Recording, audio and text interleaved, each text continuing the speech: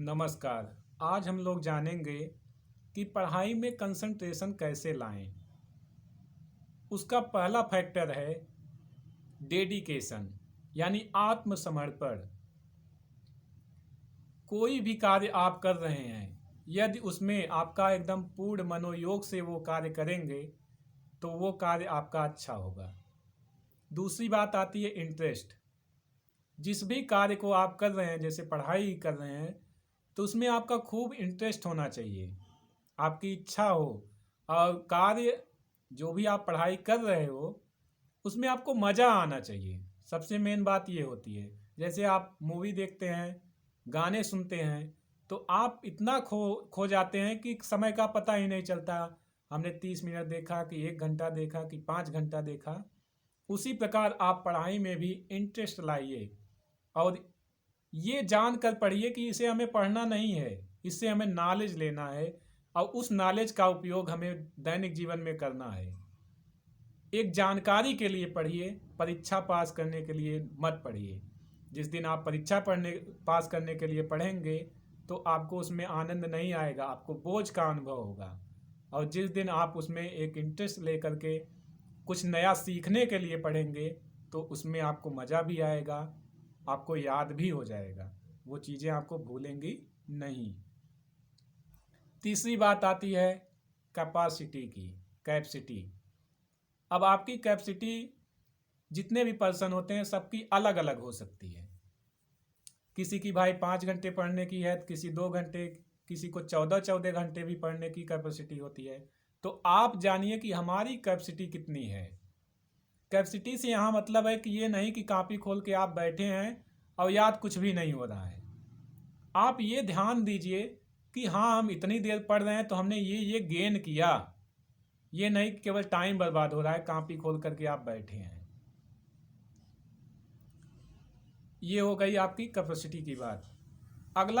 अगली जो टॉपिक आती है वो चौथा point, physical and mental strength. Physical और मेंटल स्ट्रेंथ बनाने के लिए आप कसरत करिए। कसरत में फिजिकल के लिए आप योगा ये सब कर सकते हैं, योगा कर सकते हैं, थोड़ा सा दौड़ सकते हैं, ये तो आपका फिजिकल कसरत हो गया। मेंटल कसरत के लिए आप मैथ लगाइए, तार्किक क्वेश्चनों को सॉल्व करिए, रीजनिंग सॉल्व करिए। तब आपका मेंटल जो है, मेंटल कसरत है वो आपका हो जाएगा, मेंटल स्ट्रेंथ इससे बढ़ेगा। और ये क्या है, एक प्रकार से ब्रेन का टॉनिक है। अगली बात आती है सोने की। तो सोने में आप ये नहीं कि हम दिन रात पढ़ते ही हैं, मतलब सोते ही नहीं हैं, तो दिक्कत हो जाएगी आपको। जाहिर सी बात है, आपका स्वास्थ्य खराब हो जाएगा। आपको 7 से 8 घंटे आराम से सो जाइए, कोई दिक्कत नहीं। सोने के लिए दिन में मत ज़्यादा सोइए, दिन में आप आधे घंटे की नींद ले सकते हैं। रात में आप खूब अच्छे से 7 से 8 घंटे की नींद लीजिए, जब तक आपका मूड मतलब एकदम फ्रेश ना हो जाए। आप 7 से 8 घंटे में एकदम फ्रेश मूड हो जाएगा आपका। अगली बात आती है कि क्विट इन्वायरमेंट।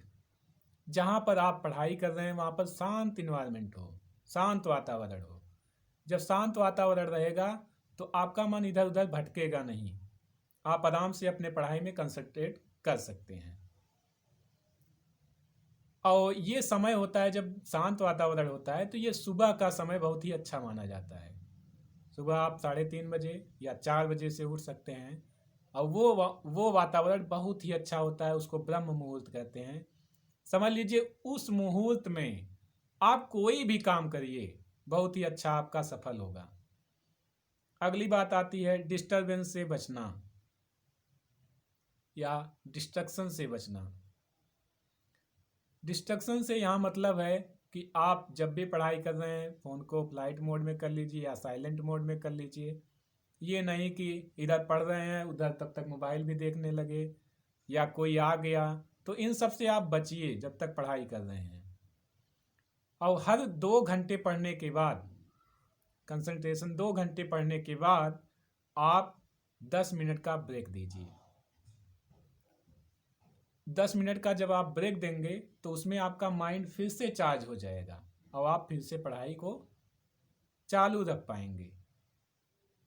और एक चीज़ ध्यान देंगे कि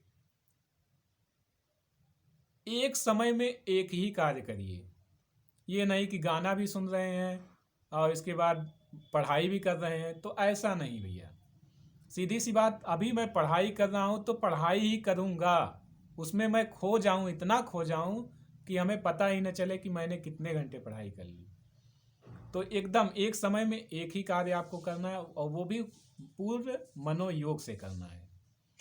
अगली बात आती है टू डू लिस्ट बनाना, कि जो जो भी काम हमें आज करना है उसको हम सुबह नोट कर लें।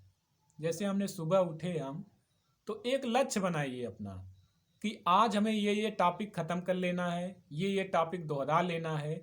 ये आप पहले से ही नोट कर लीजिए, डिसाइड कर लीजिए, तब जा कर के आप उस कार्य को पूर्ण कर पाएंगे। और शाम को ये नहीं कि केवल बना लिए और कुछ कोई वो रिकवरी ही नहीं किए। शाम को आप उसमें देखिए कि हमने आज कौन कौन सा कार्य कंप्लीट कर लिया है। जब तक ना कंप्लीट हो तब तक सोइए मत। मैं एक चीज़ आपको बताना चाहूँगा यहाँ पे आप घंटे मत गिनिए, पढ़ाई में आप घंटे मत गिनिए। आप ये गिनिए कि मैंने कौन सा चैप्टर पढ़ा और ये हमें याद हुआ कि नहीं याद हुआ। इस चैप्टर को जब तक मैं नहीं ख़त्म कर लूँगा तब तक मैं बंद नहीं करूँगा पढ़ाई अपनी। आप चैप्टर बेस बनाइए अपनी स्ट्रेटजी, न कि घंटे के बेस पर। मतलब हमने घंटा लगा दिया, पता लगा और एक घंटे में वो टॉपिक हमारा क्लियर ही नहीं हो पाया, तो क्या मतलब है, एक घंटा भी हमारा गया और टॉपिक भी क्लियर नहीं हो पाया। तो ये ध्यान देना है। और आप 15 मिनट सुबह उठ करके मेडिटेशन जरूर करें। मेडिटेशन करने से आपका दिमाग एकदम स्थिर रहता है। हमेशा पॉजिटिव सोचें, पॉजिटिव इन्वायरमेंट में रहें। जो लोग सफल हैं उनसे मिलें, असफल से मत मिलिए। असफल से मिलेंगे तो वो आपको केवल निगेटिव बात ही बताएंगे, पॉजिटिव बात नहीं बताएंगे। एक चीज़ ये ध्यान रखिए, किताब से जैविक संबंध अपना बनाइए। जैविक का मतलब आप ऐसे उसको किताब को पढ़िए कि जैसे ये हमसे बातें कर रही हैं। ठीक है, जैसे ये हमसे बातें कर रही हैं, उस हिसाब से आप पढ़ाई करिए। ठीक है, चलते हैं मित्रों, फिर मिलेंगे नए वीडियो के साथ, कुछ नई बातों के साथ। धन्यवाद।